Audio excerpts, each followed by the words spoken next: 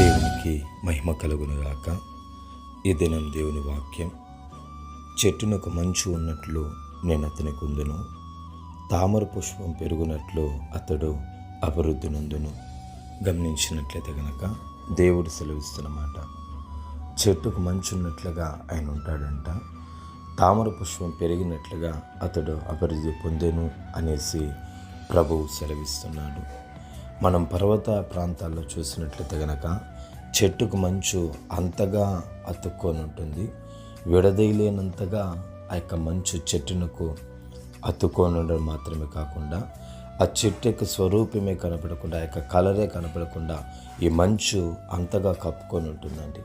దేవుడు కూడా మనల్ని అంతగా కప్పుకొని ఉంటాను అన్నట్లుగా ప్రభువు సెలవిస్తున్నాడు.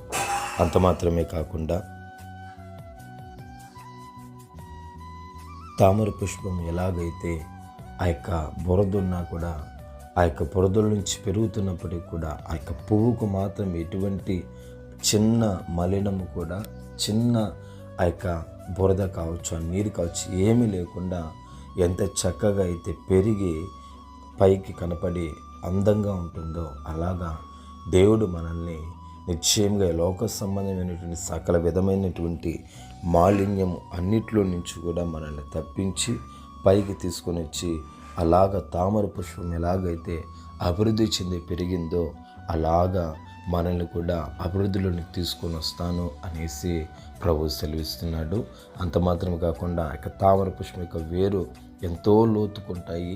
ఆ యొక్క నీరు ఎంతైతే ఉంటుందో అంతవరకు ఆ యొక్క తామర పుష్పం యొక్క కాండం ఎంత ఉంటుంది, అంత బలముగా మనల్ని అభివృద్ధిలోని తీసుకొని వస్తాననేసి ప్రభువు సెలవిస్తున్నాడు. దేవుడి యొక్క మాటను దీవించుగాక. సర్వశక్తిమంతుడా, మీకు వందనములు, స్తోత్రాలు చెల్లిస్తున్నాం నాయన. దేవా స్తోత్రం. చెట్టులకు మంచున్నట్లుగా మాకుండండి, తామర పుష్పం పెరిగినట్లుగా అభివృద్ధి చెందినట్లుగా నాయన మాకు తండ్రి స్తోత్రం. అభివృద్ధి చెందే కృప మాకు మీరు అనుగ్రహించి సహాయము చేయవలసిందిగా యేసు నామములో వేడుకొంచున్నాము తండ్రి. ఆమేన్, ఆమేన్.